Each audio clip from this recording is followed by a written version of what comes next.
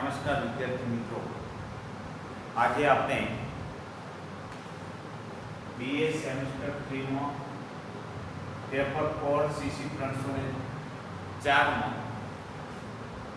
યુરોપના ઇતિહાસ વિશે જાણીશું। યુરોપના ઇતિહાસનો આપણા પેપર 4 નો સમયગાળો છે ઈસવીસન 1789 થી ઈસવીસન 1890। એમાં આપણે આજે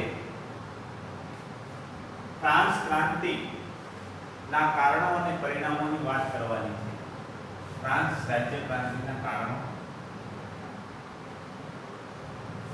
तो पहला आपने જોઈશું કે ક્રાંતિ એટલે શું।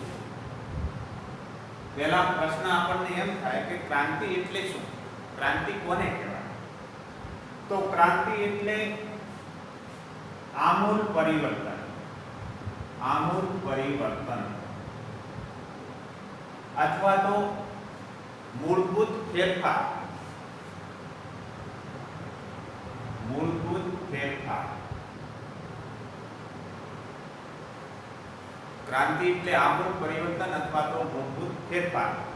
એનો અર્થ એ થયો કે જૂની વ્યવસ્થાની જગ્યાએ નવી વ્યવસ્થાનું નિર્માણ થાય એને ક્રાંતિ કહેવામાં આવે છે। ક્રાંતિ માત્ર રાજકીય ક્રાંતિ હોય એવું જ નથી, क्रांतिओ अलग अलग प्रकारनी होई शके। औद्योगिक क्रांति उत्पादन અને ઉત્પાદનના સાધનોમાં જે પરિવર્તન થયું એને ઔદ્યોગિક ક્રાંતિ કહેવામાં આવે છે।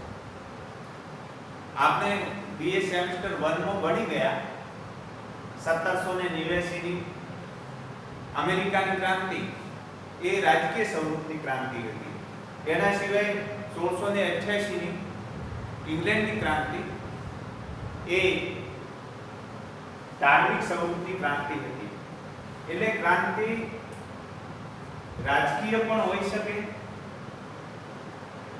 ધાર્મિક સ્વરૂપની પણ હોઈ શકે, સામાજિક પરિવર્તન આવે તો સામાજિક સ્વરૂપની પણ હોઈ શકે, આર્થિક ક્રાંતિ પણ હોઈ શકે, ઔદ્યોગિક ક્રાંતિ પણ હોઈ શકે।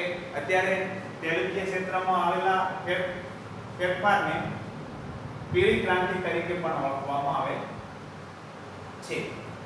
तो आप જે ફ્રાન્સની ક્રાંતિ હતી 1789 એ રાજકીય, સામાજિક અને આર્થિક સ્વરૂપની ક્રાંતિ હતી।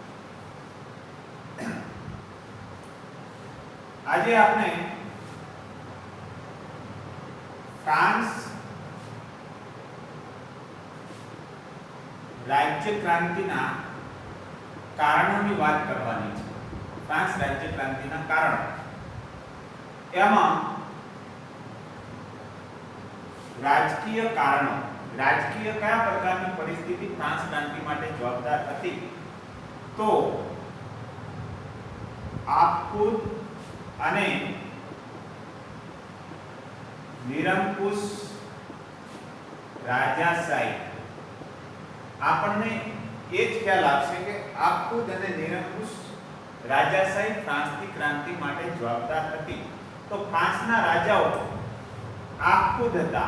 निरंकुश એટલે કે એમના ઉપર કોઈનો અંકુશ હતો નહીં। આપખુદ એટલે પોતે જે કંઈ કે એ પ્રમાણે જ કાર્ય થવું જોઈએ એવા રાજાઓ હતા। ફ્રાન્સમાં બુર્બોન વંશના લૂઈ રાજાઓ હતા। બુર્બોન વંશના ફ્રાન્સમાં લૂઈ રાજાઓ હતા। એમાં લૂઈ 14મો, लुई 15मो, लुई 16मो जे क्रांति माटे जवाबदार था। फ्रांस में आपखुदशाही की शुरुआत लुई 14माए करी। एना समय थी आपखुदशाही की शुरुआत थई। लुई 14मो एम कहतो के हूँ भगवान नो प्रतिनिधि छूं अने भगवाने मने ईश्वरना प्रतिनिधि तरीके प्रजा पर शासन करवा माटे मोकल्यो छे। ए एनी आपखुदाईमां एना अहंकारमां एम कहेतो के I am the state, I am the state. हूँ पोते ज राज्य छूं, हूँ पोते ज राज्य छूं।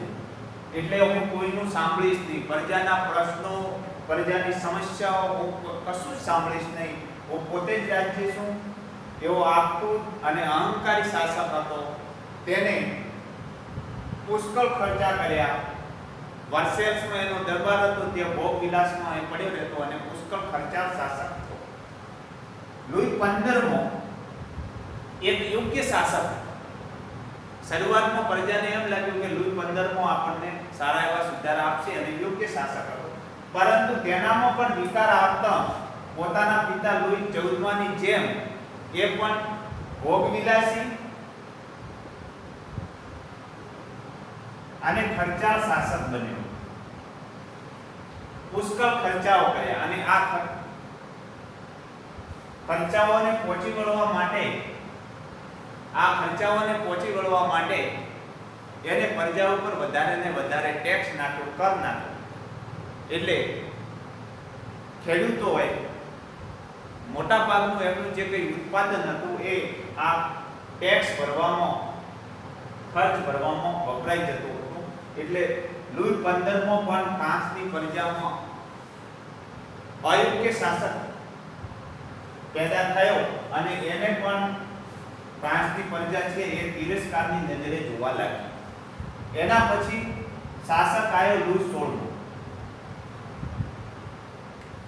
લુઈ 16મો ભલો શાસક હતો, પરંતુ એના ઉપર ધર્મગુરુઓ, ઉમરાઓ અને સલાહકારોનો પ્રભાવ હતો. લુઈ 16માં સલાહકારોના પ્રભાવ નીચે હતો. એનાથી વધારે એની જે રાણી હતી, લુઈ 16માની રાણી મેરી આંતવાનેટ ના પ્રભાવમાં હતો.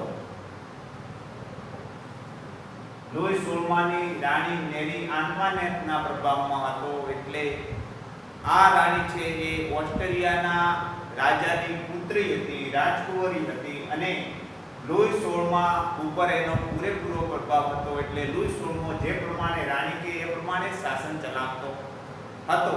અને રાણી છે એ અતિશય ખર્ચાળ હતી, ખૂબ જ ખર્ચાળ હતી. એટલે ફ્રાન્સના લોકો એને શ્રીમતી ખાદ્ય તરીકે ઓળખતા હતા. આ બધા જ રાજાઓ, ઉમરાઓ, સલાહકારો એ પેરિસથી દૂર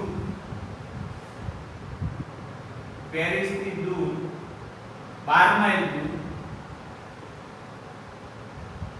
વર્સેલ્સમાં રહેતા હતા. અને વર્સેલ્સના જે રાજદરબાર હતો એનો પુષ્કળ ખર્ચ હતો. ભોગવિલાસી મિજબાનીઓ મોટી મોટી યુદ્ધની વિલાસી જીવન જીવતા હતા. ભ્રષ્ટાચાર બહુ વધી ગયો હતો. ધર્મગુરુઓ, ઉમરાઓ વગેરે પણ આ દરબારમાં રહેતા હતા. પ્રજાના પ્રશ્નોનું કોઈ સોલ્યુશન આપતું ન હતું અને એટલા માટે આ જે વર્સેલ્સનો દરબાર છે એ રાષ્ટ્રની કબર તરીકે ઓળખાતો હતો. આજે આપણે આ રાજકીય કારણ વિશે ચર્ચા કરી મિત્રો. નેક્સ્ટ ટાઈમ આપણે એના વહીવટીય કારણો, એના સામાજિક કારણો વિશે ચર્ચા કરીશું. તમે ખાસ કરીને જે આપણા કોલેજની YouTube ચેનલ અને WhatsApp ગ્રુપના વિડીયો જોવાનું રાખશો.